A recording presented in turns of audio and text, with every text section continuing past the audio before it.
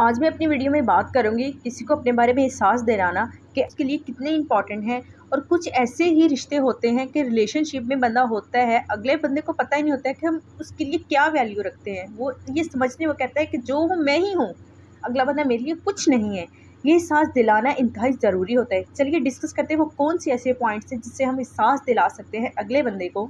एक बात याद रखें, अगले बंदे के सामने अपने बिल्कुल नहीं रोना है।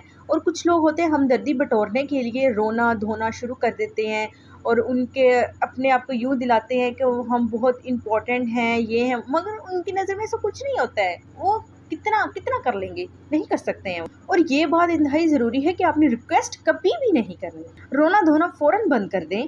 जब आप रोना धोना बंद कर देंगी, रिक्वेस्ट करना बंद कर देंगी, उसके बाद ही आप उसे एहसास दिला सकती हैं कि आपकी क्या वैल्यू है, आप क्या वैल्यू रखती हैं। अगेन आपको क्या फ़ील करवाना है कि आपने एट अ टाइम यही फ़ील करवाना है कि आप उसके बगैर बहुत खुश हैं।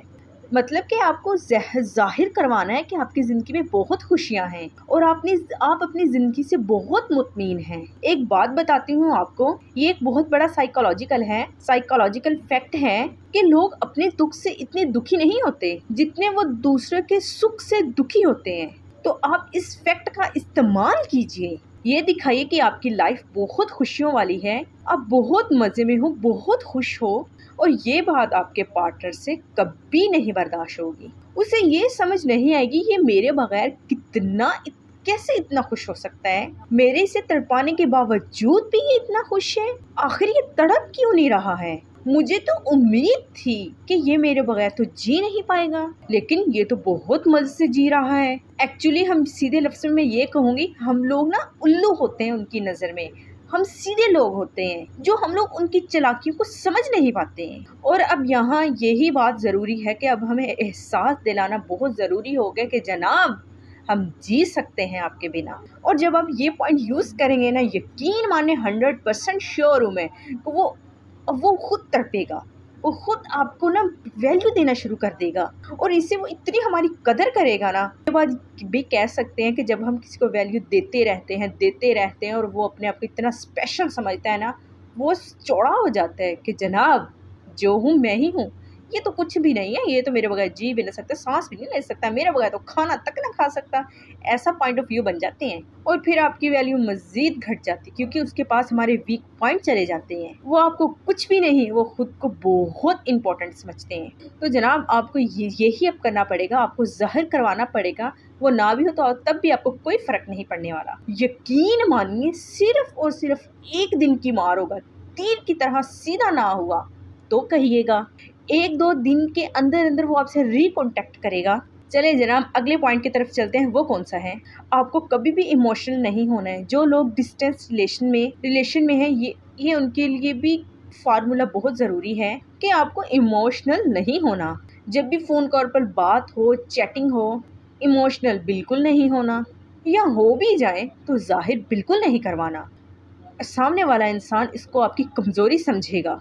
दूसरी चीज़ ये है कि चीज़ों को लाइटली लें, मतलब कि हल्के में लें। जब आप चीज़ों को हल्के में लेना शुरू कर देंगे ना, तो आप हमेशा खुश रहेंगे, तो फिर लोग आपको सीरियसली लेंगे। क्यों? क्योंकि लोग इस बात को भी समझेंगे कि आप इस बात को भी हल्के में ले रहे हैं। आपको तो इस बात को सीरियस लेना चाहिए था, आपको तो ऐसा करना चाहिए था, आपको ऐसा करना चाहिए था, वैसे करना चाहिए था, 100 तरह के आपको बातें कहेंगे। तो ये चीज़ आपको समझ में आ जानी चाहिए। बहुत जज्बाती रद्द-ए-अमल मत दिखाएं।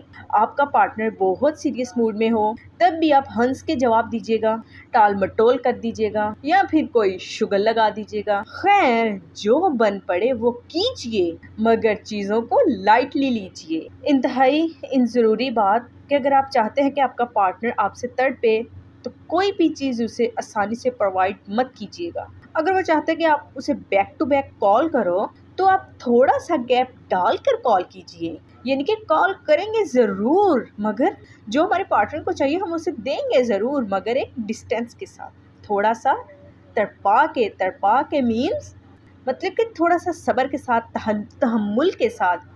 नहीं समझ आई बात की, मतलब कि आपका पार्टनर आपको कहता है कि बार बार कॉल करो, कॉल तो करेंगे, डेफिनेटली करेंगे, मगर थोड़ा सा वक्फा डाल कर कॉल करेंगे।